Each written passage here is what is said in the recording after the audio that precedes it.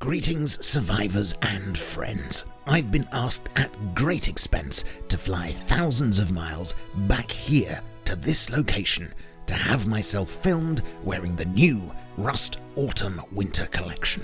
We might even take some photos of polar bears whilst we're here. The backpack might only be a display model, and the rope and crampons won't stop me needing a new spacebar, but the whole ensemble does make me feel reassuringly expensive. And now I'm going back to the hotel to conduct research into which whiskies best complement which brands of hot tub. Hello there. So, next Thursday, 3rd of February, will be the monthly patch imaginatively titled The Arctic Update.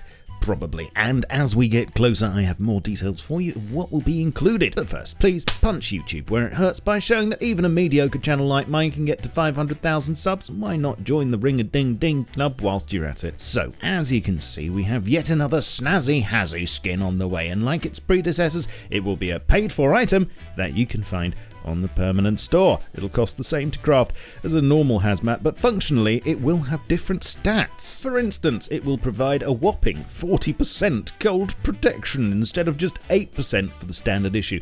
But there is a mild trade-off: 3% less bite, 10% less radiation and 2% less explosion protection, and I believe this is fairly locked in now, although everything is always potentially subject to change. I guess these changes are in keeping with the look of the thing, although I'm a bit puzzled as to this break in the pattern. For instance, despite their appearances, the last two have been cosmetic only, and if one was being consistent, you'd imagine the spacesuit, being built for harsh conditions, would give you the kind of stats needed to survive a film set in Nevada. I mean space. It does look very nice though, if not quite as scuffed as the rest of the stuff in the world of Rust, and I guess if I had to proffer an excuse, you can get close to the same kind of stats with a combination of other researchable clothing. But in truth, I'm expecting a bloodbath in the comments about this, as I realise that most people are willing to beat each other to death with a potato over 20p these days, so yeah. Please don't let me down, and leave me your thoughts below, as it does help with the algorithm. Oh yeah, and it's also planned to come bundled with an iced up version of the AK, which turns your enemies into small penguins. Psych.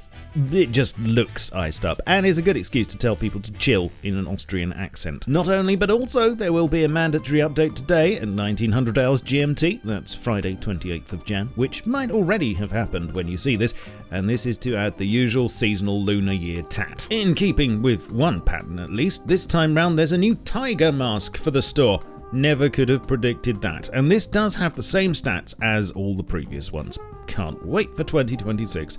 If you know what I mean. And as well as all the usual items at this time of year, with the exception of fireworks this time, there's a new sky lantern, which you can place on the floor, pop something into, and then hit with a lit torch to send up into the sky. It'll travel for a short distance, fall if shot, carries a single item, and looks cute.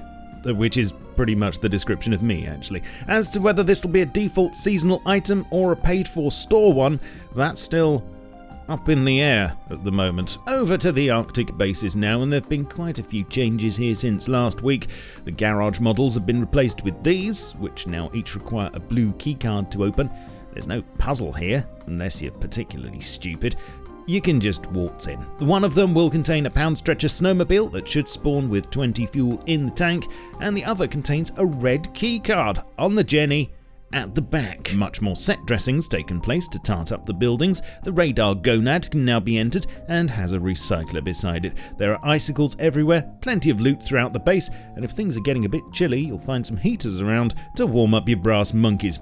I kind of wish these were deployable. They just look so toasty. Maybe the team will add them later for us. Also, the scientists at the base now have their very own Arctic scientist suits, which you can see a few of them modelling here. The snowmobile now has lean animations, which is nice, and in other works in progress you'll notice a couple of changes coming in with weather. First of all, snowstorms, which is what you'll get in the cold biome now when a storm is on, and as you can see it cuts visibility right down, which is great.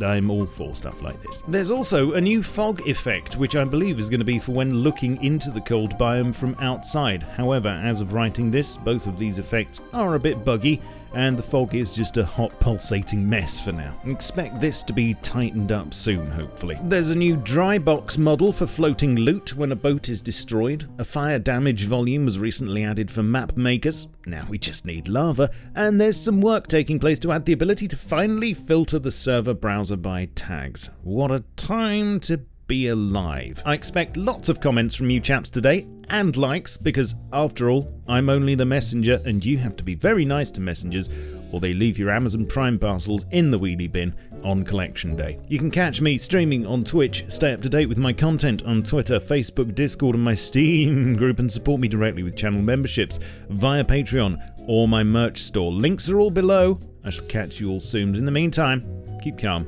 and stay rusty. Cheerio. This video is powered by AWDIT's producer range of workstation PCs, available now at awdit.co.uk.